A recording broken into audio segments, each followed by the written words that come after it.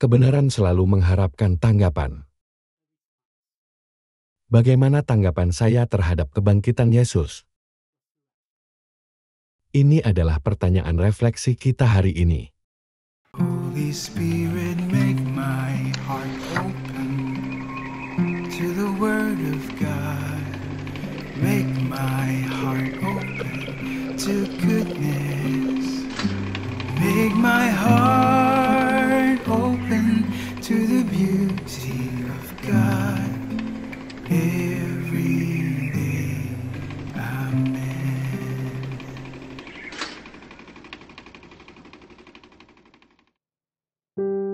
Saudara-saudari terkasih, apapun yang Yesus ajarkan dan undang kita untuk percaya, kebenaran ajaran Yesus kini dibuktikan oleh kebangkitannya. Kebangkitannya adalah bukti terakhir. Kebangkitan adalah menjadi Tuhan, dan hanya Tuhan yang bisa berkata benar. Sehingga semua ajarannya benar. Jika dia tidak bangkit setelah mati, maka semua yang dia ajarkan adalah kebohongan. Sekarang, kebenaran mengharapkan tanggapan.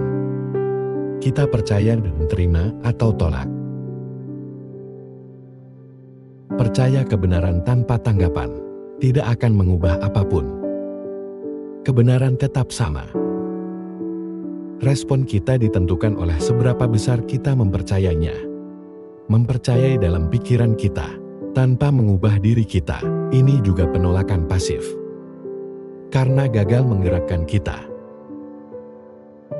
Setelah Yesus bangkit dari kematian, Petrus menuduh orang-orang Yahudi membunuh Yesus. Maka orang-orang Yahudi bertanya, apa yang harus mereka lakukan? Dan kita bisa dituduh melakukan kejahatan yang sama. Mengapa dan bagaimana? Apa yang harus kita lakukan? Ketika kita meremehkan identitas seseorang, seperti membunuh kepribadiannya.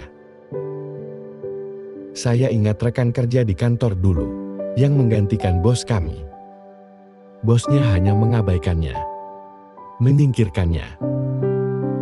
Dia membayar gajinya, tapi tidak memberikan pekerjaan, atau mencari prestasi apapun. Sampai karyawan itu menyadari, dia telah dibunuh secara profesional. Jadi, dia pergi. Lihat betapa canggungnya. Ketika kita mengabaikan firman dan kebenaran. Artinya, kita membunuh identitas Tuhan. Dan firman Bapa dalam hidup kita. Ketika kita membunuh atau mengabaikan identitas Tuhan, maka kita sendirilah menjadi yatim piatu. Karena kita tidak lagi mempunyai Bapa. Dan saat kita membutuhkannya, kita berseru kepada Tuhan. Tuhan, tolong saya. Betapa lucunya, tidak masuk akal dan canggungnya hal itu.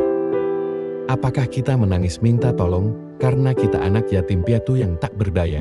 Namun siapakah yang pertama kali membunuh identitas sang Bapa? Tapi kita sendiri. Kebenaran mengharapkan respons aktif. Kebangkitan Yesus mengharuskan respons yang lebih dalam.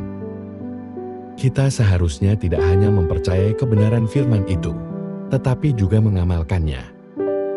Kita harus mempersiapkan diri untuk kebangkitan kita sendiri dan untuk hidup kekal. Kebangkitan Yesus seharusnya membawa tekad baru bagi kita. Biarlah hal itu mendatangkan iman yang lebih kuat, penyembahan yang lebih mendalam, kesabaran yang lebih lama dalam karya penginjilan kita, dan cinta yang lebih dalam serta respons yang lebih cepat terhadap panggilan kita.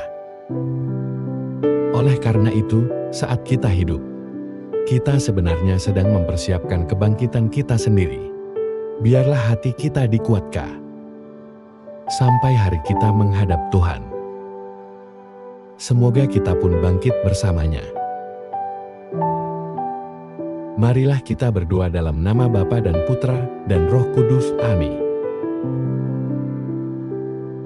Tuhan, kebenaran-Mu tak bisa kubungkam dalam diri. Terima kasih telah mempercayakan kebenaran ini padaku. Semoga Roh Kudus yang membangkitkan Yesus memberikanku kekuatan untuk memberitakannya melalui hidupku yang baru. Lebih mengasihi, lebih melayani, lebih percaya, dan menyembah-Mu. Amin. Dalam nama Bapa dan Putera dan Roh Kudus. Amin. Semoga Tuhan memberkati keluarga Anda, saudara-saudari. Semoga Tuhan memberkati Gereja Katolik kita dan Couples for Christ.